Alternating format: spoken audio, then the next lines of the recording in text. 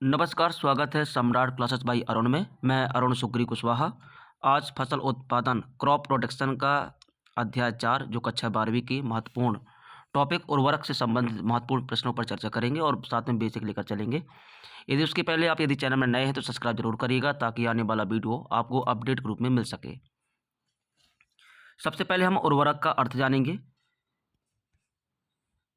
उर्वरक वे पदार्थ हैं जिन्हें मिट्टी में मिलाया जाता है ताकि पौधों को आवश्यक पोषक तत्व मिल सके और उनकी वृद्धि अच्छी हो सके। इसके बाद उर्वरक की परिभाषा।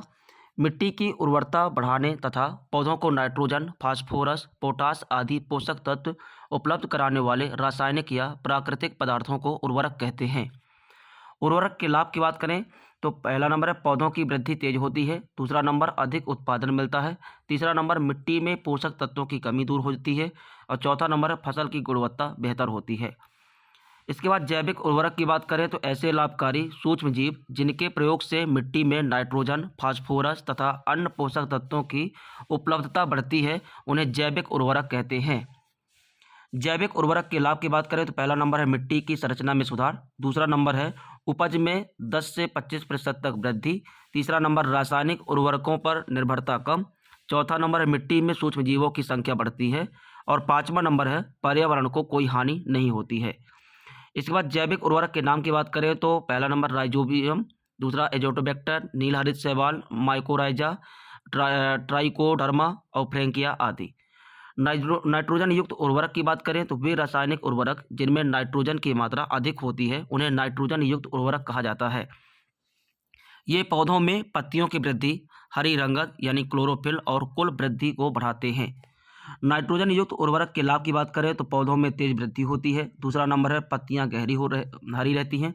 तीसरा नंबर है प्रोटीन संश्लेषण में मदद करता है। चौथा नंबर फसल की उपज बढ़ती है। उदाहरण की बात करें तो urea, ammonium sulphate, ammonium nitrate, can, sodium nitrate. Phosphorus युक्त उर्वरक की बात करें तो वे उर्वरक जिनमें फास्फोरस अधिक मात्रा में होता है उन्हें फास्फोरस युक्त उर्वरक कहा जाता है। यह जड़ों की वृद्धि, फूल फल बनने और ऊर्जा संचरण में मदद करते हैं। फास्फोरस युक्त उर्वरकों के मुख्य उदाहरण की बात करें तो जैसा पहला नंबर है डीएपी और डीएपी का पूरा नाम है डाई अमोनियम फास्फेट। यह सबसे ज़्यादा प्रयोग होने वाला फास्फोरस उर्वरक है। इसमें फास्फोरस लगभग 46% पाया जाता है। दूसरा number SSP single super phosphate. Phosphorus की मात्रा लगभग 16% होती है। इसमें सल्फर भी होता है जो मिट्टी के लिए लाभकारी है। तीसरा है triple super phosphate TSP. Phosphorus लगभग 44 से 48% पाया जाता है और उच्च फास्फोरस वाली फसल के लिए उपयोगी होता है। चौथा नंबर है रॉक फॉस्फेट, प्राकृतिक खनिज और आमतौर पर जैविक खेती में प्रयोग किया जाता है। इसके बाद महत्वपूर्ण टिप्पणियों की बात करें तो पहला नंबर है नील हरित शैवाल। इसे साइनोबैक्टीरिया भी कहा जाता है। प्रकाश संश्लेषण करने वाले आदिम सूक्ष्म जीव हैं। ये एक कोशिकीय या कॉलोनी के रूप में जल में पाए जाते हैं। इनका रंग नीला हरा फाइकोसाइनिन और क्लोरोफिल ए पिगमेंट के कारण होता है। इसकी मुख्य विशेषताएं की बात करें तो ये प्रोकैरियोटिक या अकेंद्रक जीव होते हैं। दूसरा नंबर प्रकाश संश्लेषण करके अपना भोजन स्वयं बनाते हैं। तीसरा नंबर अक्सर तालाब, झील, नम मिट्टी तथा गीली चट्टानों पर उगते हैं। चौथा नंबर कुछ नील हरित शैवाल जैसे अनाबेना या नोस्टॉक वायुमंडलीय नाइट्रोजन का स्थिरीकरण करते हैं। अगर महत्व की बात करें तो मिट्टी की उर्वरता बढ़ाते हैं। दूसरा नंबर धान के खेतों में प्राकृतिक खाद का कार्य करते हैं। तीसरा नंबर कुछ प्रजातियां खाद व औषधि उद्योग में भी उपयोग में भी आती हैं। इसके बाद हानियाँ की बात करें तो अत्यधिक वृद्धि से जल में अलगल ब्लूम बनता है जिससे पानी की गुणवत्ता खराब हो सकती है। इसके बाद एजोला का मुख्य टिप्पणी की बात करें तो एजोला एक जल में तैरने वाली छोटी फरनुमा पौधा है जो विशेष रूप से धान की खेती में अत्यंत उपयोगी माना जाता है। इसे ग्रीन गोल्ड भी कहा जाता है।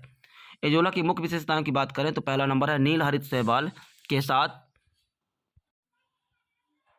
सहजीवी संबंध होने के कारण यह वायुमंडलीय नाइट्रोजन स्थिरीकरण करता है।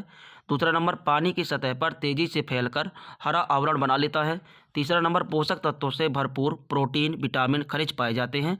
चौथा नंबर तेजी से बढ़ने वाला पौधा हर 3 से 4 या 5 दिन में दोगुना बढ़ जाता है।